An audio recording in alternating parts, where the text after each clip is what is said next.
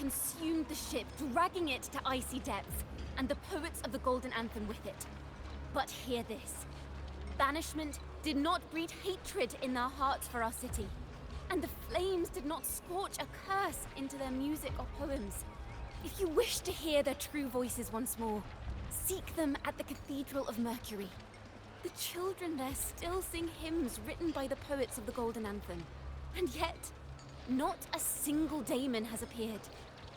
Even as those poets faced their end.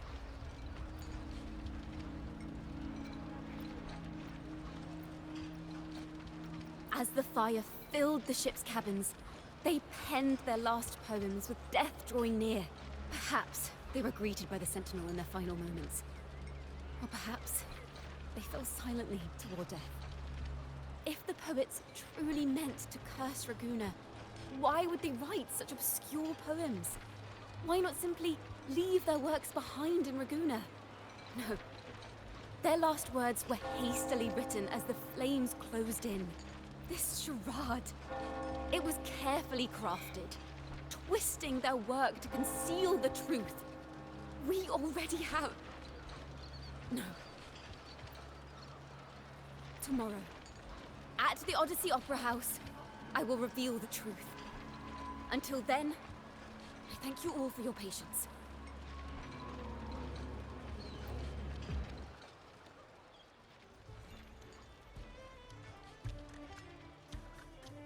This can't... this is very confusing. Previously. Sorry.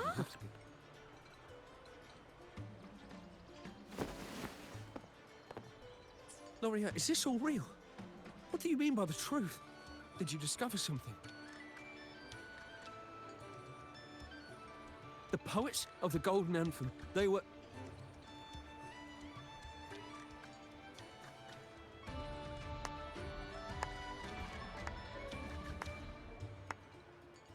A fascinating story indeed. You've certainly piqued everyone's curiosity.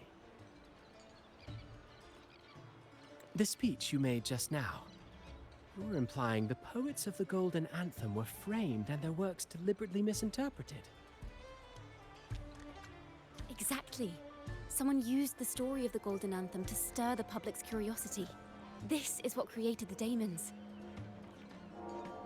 If memory serves, official records of the Order of the Deep state the poets were charged with blasphemy against the Sentinel. Surely you're not suggesting this was all the Order's doing?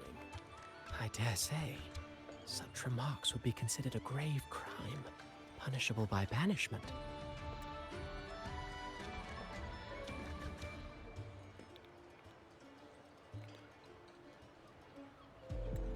Are you from a noble family? The city's elite have a habit of siding with the Order.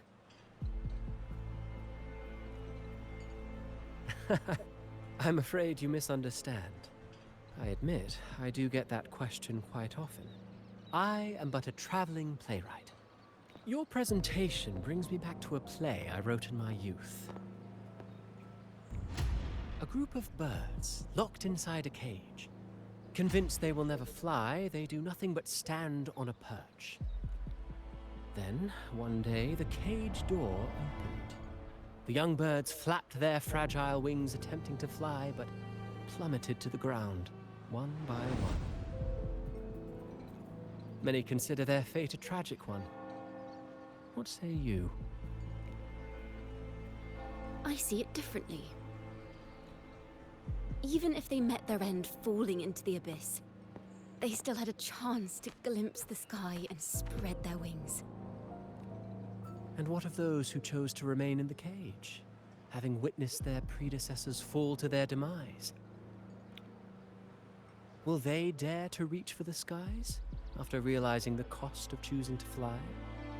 Does the truth exist to protect, or to harm?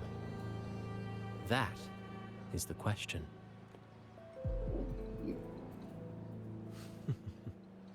Miss Poet, I look forward to tomorrow's arrival.